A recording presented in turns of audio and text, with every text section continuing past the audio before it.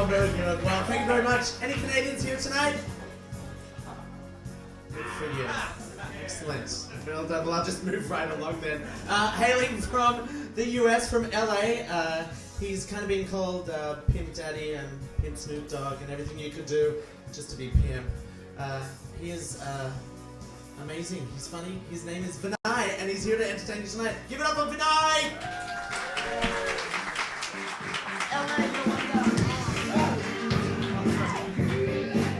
Woo!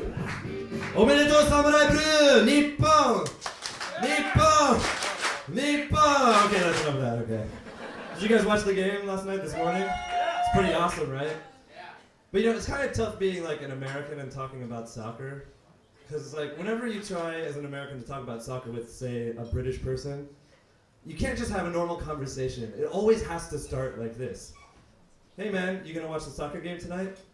Excuse me, sorry, soccer? No, I don't think I'm familiar with a sport called soccer. Oh, you must be referring to football. You know, the sport where you use your foot to kick a ball? Football. It's called English, as in from England, learn it. Whoa, dude, just relax, buddy. You're not gonna get your empire back with that attitude, mate. So the word gaijin, we've heard it said a couple times tonight. It's kind of a controversial word, right? You know, some people say it's offensive because it has like a discriminatory connotation. And I kind of agree with that. I think like, it can be offensive, but depending on who uses it and how.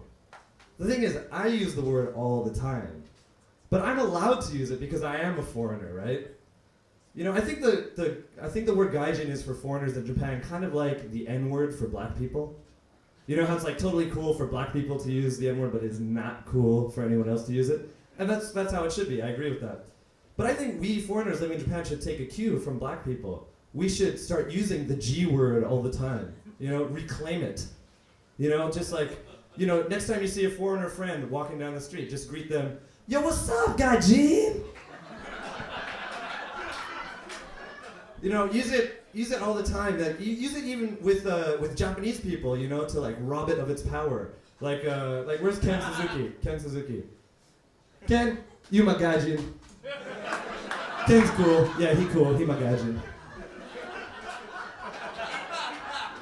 You should use it so much that it just completely loses all meaning. Like, next time somebody asks you an annoying question, you can use it as a response, you know? Like, say you're at a sushi bar and the old man next to you says, "Can you eat sushi?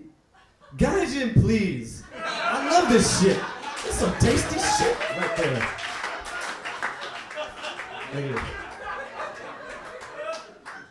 So if you live in Tokyo, you must have noticed that there are a lot of like really pointless, really thankless jobs that people do around town.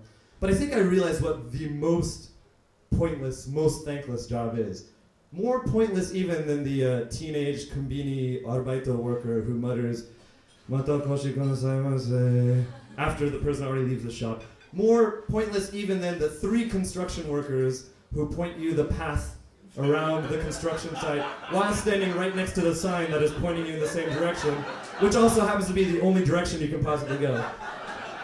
No, more pointless, more thankless even than those, I think, is the guy whose job it is to paint the arrows in the train station that direct you which direction to walk up the stairs and down the stairs. I can just imagine him spending all night getting them just perfect and shiny, and he's standing there in the morning just beaming with pride over his work until the very first morning rush hour train arrives, and he stares with horror as the inhuman chaos descends upon his carefully stenciled designs, and a solitary tear rolls down his cheek.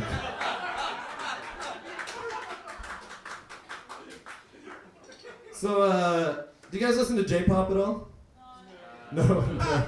Me neither. But I do happen to catch it a lot of the times on TV and in the department stores. And one thing I really like about it is that the way they drop English words into the lyrics randomly, with seemingly no purpose, and it usually makes no sense whatsoever. It's like, why do they do that?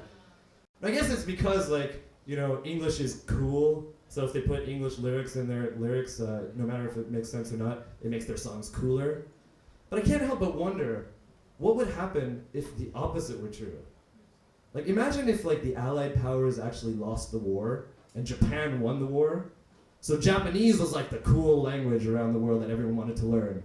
What would English pop music, or E-pop, as it would be known, what would it sound like? I bet it would sound a little something like this. Baby,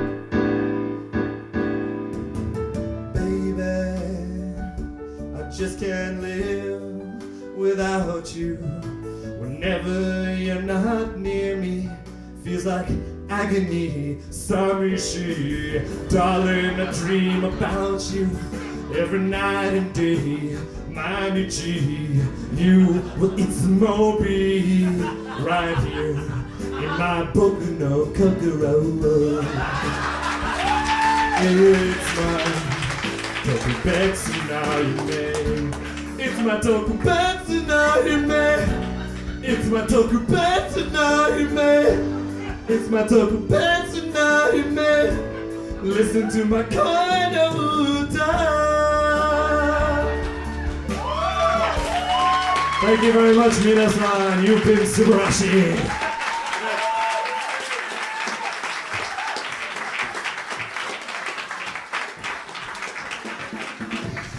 Yeah! Wow, that was great. I want to learn that song too. That was very cool.